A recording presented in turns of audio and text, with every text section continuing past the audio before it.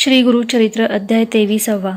श्री गुरूंचे गाणगापुरात आगमन, ब्रह्मराक्षसाचा उद्धार. ओम श्री गणेशाय नमः. श्री सरस्वते नमः. श्री गुरुभ्यो नमः. श्री कुलदेवताय नमः. सिद्धयोगी नामधारकला म्हणाले, श्री गुरूंच्या कृपाशीर्वादाने त्या ब्राह्मणाच्या घरातील वांज म्हैस दुभती झाली आणि त्या दरिद्र ब्राह्मणाचे दारिद्र्य कायमचे गेले. ही बातमी सगळीकडे वाऱ्यासारखी पसरली.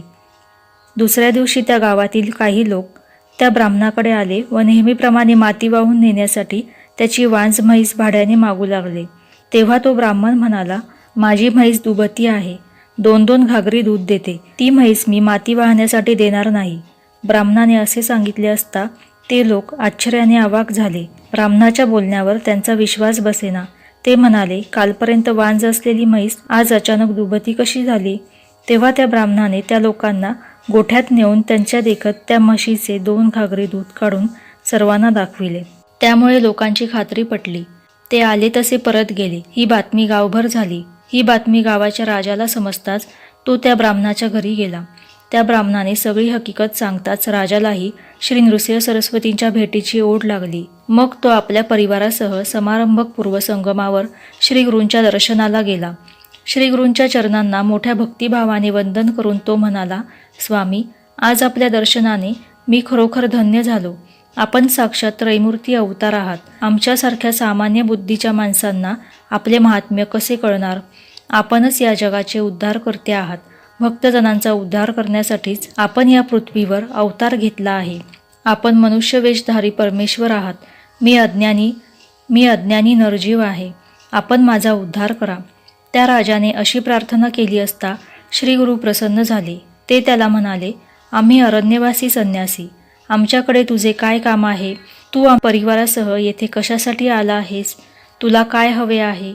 त्यावर तो राजा हात जोडून म्हणाला, आपण भक्तजनांचा उद्धार करणारे प्रत्यक्ष नारायण आहात. भक्तांच्या उद्धारासाठीच आपला अवतार आहे. आपण असे वनवासात का राहता? आपण माझ्याकडे येऊन राहिलात तर सर्व लोकांवर मोठे उपकार होतील. गाणगापूर हे महास्थान आहे. आपण ते पावन करावे. आपल्यासाठी तेथे मठ बांधून देतो. तेथे राहून आम्हा सर्वांचा उद्धार करा. राजाने अशी विनंती केली असता भक्तजनांच्या उद्धारासाठी आता प्रकट होण्याची वेळ आली आहे असा विचार करून श्री गुरूंनी गाणगापुरात येण्याचे मान्य केले. श्री गुरूंनी मान्यता देताच राजाला आनंद झाला. त्याने श्री गुरूंच्यासाठी पालखी सजवली. मग त्या वाद्यांच्या गजरात व जयघोषात श्री गुरूंना गाणगापुरास नेले. गावाच्या वेशीवर लोकांनी त्यांचे मोठे स्वागत केले व त्यांना गावात नेले. त्या गावाच्या पश्चिमेला एक भला मोठा उंच पिंपळ वृक्ष होता. त्या वृक्षाजवळ एक घर होते, पण ते पूर्ण ओसाड होते. त्या पिंपळावर एक अत्यंत क्रूर ब्रह्मराक्षस होता. तो माणसांना ठार मारून खात असे. सर्व लोकांना त्याची भीती वाटत असे. त्यामुळे त्या घरात कोणीही राहत नसे.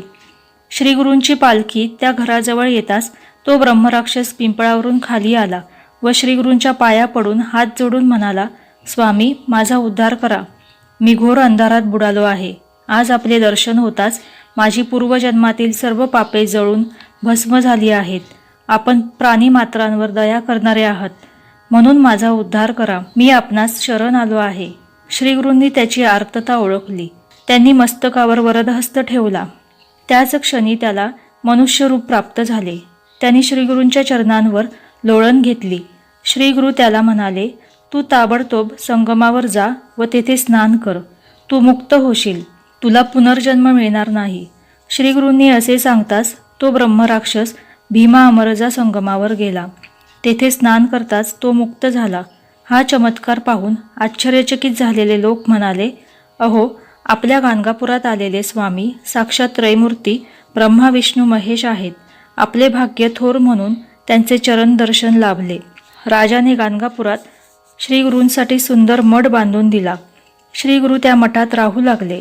राजा दररोज मोठ्या भक्तिभावाने यथासांग पूजा अर्चा करीत असे.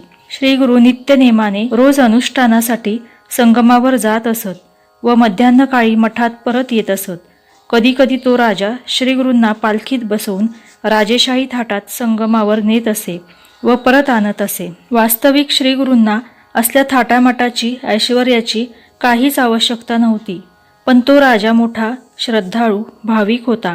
श्री गुरूंचा भक्त होता. परमेश्वर भक्ताधीन असतो. म्हणूनच श्रीगुरु राजाला समाधान वाटावे त्याच्या इच्छेला मान देत असत. श्रीगुरु मठात आल्यापासून त्यांची कीर्ती सर्वत्र होऊ लागली. त्यामुळे कुमसी नावाच्या गावात त्रिविक्रम भारती नावाचा एक वैदिक तपस्वी ब्राह्मण राहत होता. तो 3 वेद जाणणारा होता. तो श्री गुरु नृसिंहाचा परमभक्त होता व तो नित्य नृसिंहांची मानसपूजा करीत असे. श्री गुरु नृसिंह सरस्वतींची कीर्ती त्याच्या कानावर आली. तो स्वतःशीच म्हणाला, हा गाणगापुरात आलेला संन्यासी मोठा दांभिक वाटतो. हा स्वतःला संन्यासी म्हणवितो आणि राजाच्या पालखीतून मिरवतो. याला काय म्हणावे? खऱ्या संन्यासाला या डामडौलाची पालखीची काय गरज? हा त्रिविक्रम भारती आपली निंदा करतो हे श्रीगुरूंनी अंतर्ज्ञानाने ओळखले. मग त्यांनी त्याला भेटण्याचे ठरविले. ही हकीकत सांगून सिद्धयोगी नामधारकाला म्हणाले, नामधारका, यानंतर एक अपूर्व कथा घडली. ती मी तुला सविस्तर सांगतो. ती तू एकाग्र चित्ताने ऐक. अशा रीतीने श्री गुरु चरित्रामृतातील श्री गुरूंचे गाणगापुरात आगमन, ब्रह्मराक्षसाचा उद्धार नावाचा अध्याय 23वा समाप्त. श्री गुरु दत्तात्रयार्पणमस्तु. श्री स्वामी समर्थ. जय जय स्वामी समर्थ.